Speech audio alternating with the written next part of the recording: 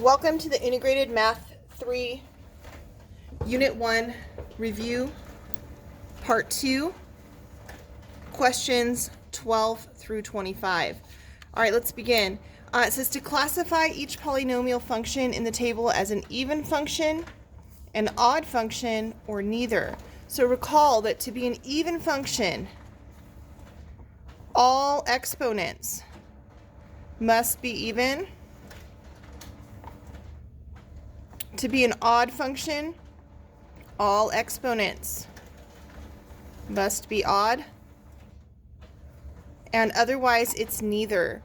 Also, even functions are symmetrical about the y-axis, something like that. And odd functions are symmetrical about the origin, something like that. All right, so let's take a look. The first one, we have an x to the second and x to the first. Stop, it is neither. All right, the next one, we have an x to the fifth and an x to the first. This is an odd function.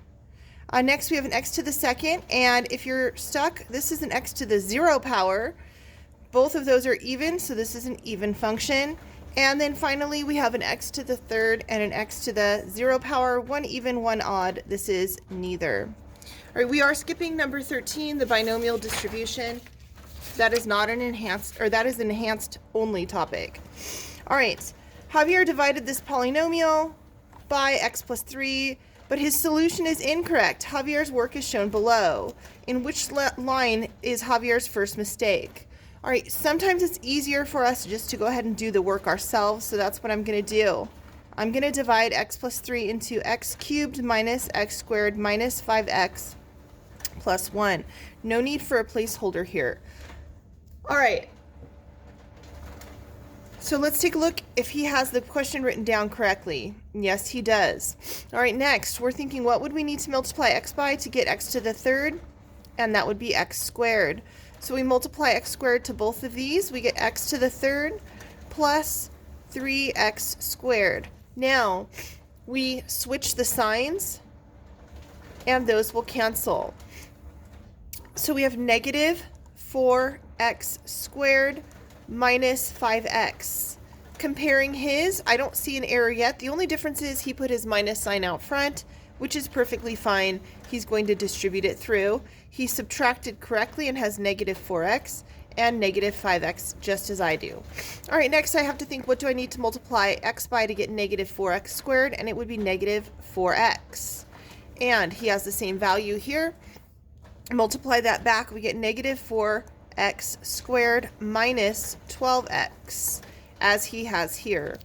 The next thing we do is switch these signs. These will cancel. All right, bringing this straight down, this should be 7x plus 1. I'm comparing it to his line. I'm going to stop right there. That is his first mistake. He forgot to distribute that negative through. He just added straight downward. And so his first mistake happens on line 4. Line 4 should be negative 7x plus 1. No. Line 4 should be positive 7x plus 1. Yes, it is D. All right, fully factor. First thing that you do is always check for the GCF. There is a GCF of 3x. If you're stuck, you may prime factor each term and see, this could be written as 2 times 2, but I already know that there won't be another factor. And see if there's anything in common. They each have a 3, so I'm going to take out a common factor of 3. And they each have an x, so I'm going to take out a common factor of x. So left here would be x squared, left here would be minus, watch your signs, 4x, and left here would be a, whoops, I forgot my other 3 right here, 3 times 3. Right, left here would be a 3. Okay. Then we have to see if this if this trinomial factors further. So to check, we are going to see if there's anything that multiplies to 3 and adds to negative 4. And that would be negative 3 times negative 1. Negative 3 times negative 1 is 3. Negative 3 plus negative 1 is negative 4. So we will rewrite this. Our 3x will just hang out. We're going to have x squared minus 3x minus 1x and then plus 3. And we'll split it and take out the GCF of each side. The GCF here, I'm going to bring my 3x down. The GCF here would be x, and inside I would have x minus 3. Bring down that minus sign. The only thing they have in common is a 1, and I would have x, watch your signs, minus 3, right? So that when I multiply here, I'll get my positive back. They have a common factor again. I'll take out that common factor of x minus 3 and group my two leftover terms together. All right, or what do I need to get this term back? An x. What do I need to get this term back? A minus 1. And don't forget to bring your 3x straight down, and that is fully factored. Factor, this is a binomial, so we're looking, is there a GCF? No, there is not a GCF. So the only thing I can do is look for a special case. Is this a difference of squares? No, that's not a perfect square. This is, but that is not. Is this a difference of cubes? Yes, it is. It's a difference of a perfect cube and a perfect cube. So we have to identify what was being cubed to get our A and B. And those items are x is being cubed and 4 is being cubed. All right, a difference of cubes always factors as a minus b, a squared plus a times b plus b squared. So in this case, my a and b are x and 4. So this is going to be x minus 4, x squared plus 4 times x plus 4 squared, which is 16. And that is fully factored. Okay, it says write a degree 4 polynomial with zeros at x equals 0, x equals -1, and x equals 2 with a double root at 2. What that means is that I had two, or a double solution. 2 times I got the same answer of x equals 2. That is a double root. And what happens at a double root is, so this polynomial will cross at 0, -1, and at 2, it will not cross. Instead, it will bounce off. So it might do something like this. It will bounce off at 2. Whoops, I'm sorry, you couldn't see that. It will bounce off at 2. So it'll come down, touch, and come back up. It will not cross through. All right, so my polynomial would be f of x equals, this would be x. I'll move this 1 over. This is x plus 1. I'll move this 2 over. This would be x minus 2. And I'll move this 2 over, and this would be x minus 2. If they ask you to simplify, to multiply these back out, you better be able to use a generic rectangle. So to do that, I would multiply any two of these together. I'm going to multiply the two x plus or minus 2's together. X minus 2 times x minus 2, that's x squared minus 2x. Minus 2x and then plus 4, and then combine like terms. That's x squared minus 4x plus 4. Now, don't forget, you still have to multiply by x plus 1, and you'll still have to multiply by x. And so I'll go ahead and I'll multiply these together first in a generic rectangle, which is x squared minus 4x plus 4, and this is x plus 1. This would be x cubed negative 4x squared, positive 4x. This would be x squared. This would be negative 4x, and this would be positive 4. Combining like terms, x cubed minus 4x squared and negative 4x squared and x squared would be negative 3x squared. These will actually cancel out, and then I'll have plus 4. And don't forget, I still have a value of x. So I'll distribute that x through, and my final answer would be x to the 4th minus 3x to the 3rd plus 4x. And so my final answer is x to the 4th minus 3x cubed and plus 4x. All right.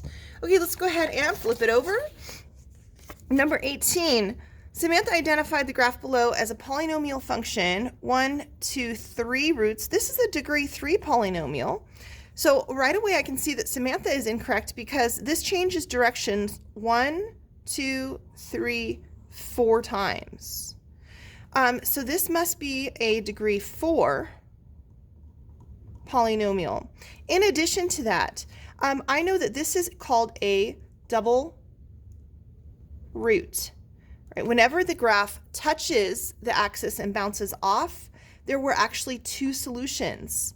So this would have been x equals -2, x equals -2 again, x equals -1, and x equals 2.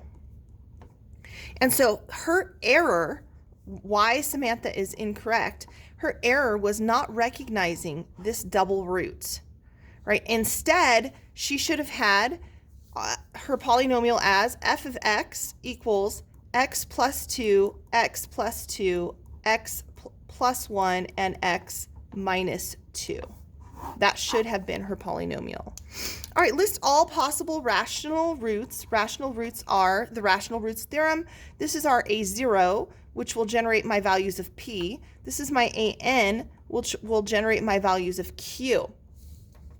And then we're going to make a ratio of P to Q. So all the ways to multiply and get 3 are plus and minus 1 and plus and minus 3. All the ways to multiply and get 5 are plus and minus 1 and plus and minus 5. Now creating our ratios of P to Q, that would be 1 over 1 plus and minus 1, 1 over 5 plus and minus 1/5, 3 over 1 plus and minus 3, and 3 over 5 plus and minus 3/5. All right, it says number 20, when the polynomial f of x is divided by x minus 1, the remainder is 4. So this is the remainder theorem. The remainder theorem says that when you divide a polynomial like x minus 1, right, we use synthetic division. We're going to have positive 1 over here, our polynomial written, and our remainder is 4. When that happens, if we get a remainder, then this point 1, 4 is a point on the graph or on the function. A point on the function. Okay, and then when we divide by x plus 2, so now I have x plus 2, I'll do it off to the side here, x plus 2, and I'm going to divide, that would be -2 into this polynomial, and my remainder is now 0. That tells me that this is a solution or a root. It's also a point on the function, -2, 0. All right, but when y is 0, right, that means it's an x-intercept. So when y is 0, this means there is an x-intercept or a root or a solution of our graph at this point. All right, so we have a point at 1, 4. We have a solution or an x-intercept at -2, 0. It says we have an x-intercept at -2 and it passes through 1, 4. That is true. A. All right, next. It wants us to sketch the graph with a negative leading coefficient. We would get, when we multiply these together, this is a cubic, x to the 3rd power, so we have a negative x to the 3rd. Our y-intercept, when I multiply my constants together, I'll get 3 times -1, which is -3, times -2 is +6, but then times a negative will give me a -6, so my y-intercept is, again, -2 times -1 times 3, which is 6, but then I'll have this negative out front, so this will actually be times -1, which will give me -6. Okay, and then my zeros are at x equals 2, x equals 1, and x equals -3. Now, when there's a negative leading coefficient on a cubic, the end behavior will be increasing on the left and decreasing on the right. Increasing on the left, decreasing on the right. So sketch this graph. I'm going to be down here at -6, 1, 2, 3, 4, 5, 6. My solutions are at 2, 1, and -3. And my behavior is increasing to the left and decreasing to the right. So I'm going to sketch. We do not need to worry about these minimums and maximums. It's just a sketch. And so my graph looks something like that. All right. It says, which of the following represents a quadratic equation with zeros at, okay, so this means that the point is -3, 0 and 1, 0. So -3, this would be correct, but 1, I would subtract 1, so this would be incorrect, so it's not C. Again, same issue here. I would add 3 to both sides, so it's not this one. Over here, -3, 0, -3, 0, nope, it's not A. So let's check B, -3, 0, and 1, 0, right there, it is B. All right, next one. It says the graph of the polynomial function is shown. Which of the following must be a factor of P of X? Select all that apply. All right, so my zeros are at X equals -1, X equals +2, and X equals +4. Okay, well then my factors would be, remember we're moving these back over, my factor would be X plus 1. Here I would move this back over and I would get X minus 2. And I would move my 4 over and I would get X minus 4. Those are my 3 factors at X plus 1 right here, X minus 2, and X minus 4. Those are my 3 factors. All right, finally, the last one, it says the graph shows the function f of x equals x cubed minus 2x, this should be a squared, guys. This is a typo. Minus 2x squared minus x plus 2. This again should be a squared right here, guys. And it says which of the following is a solution to the inequality of it being greater than 0. So greater than 0 means y is greater than 0. So above the x-axis. If it says less than 0, we're looking at below the x-axis. All right, above the x-axis happens from here to here on the graph. So that is between -1 and +1. So between -1 and +1, this graph is positive. And so we would have, actually, since at 0, it's not greater than 0, these are not an equal to, excuse me, right? At 0, on the x-axis, it is not above the x-axis. So between -1 and 1, the graph is positive. Also, from 2 up to infinity. So from 2, when x is greater than 2, the graph will also be positive. So that's from 2 to infinity. That is this direction. All right, and guys, just so you know, these are always strictly less thans or greater thans, always open circles. Have a phenomenal day. Study for your second part of the test. Thank you.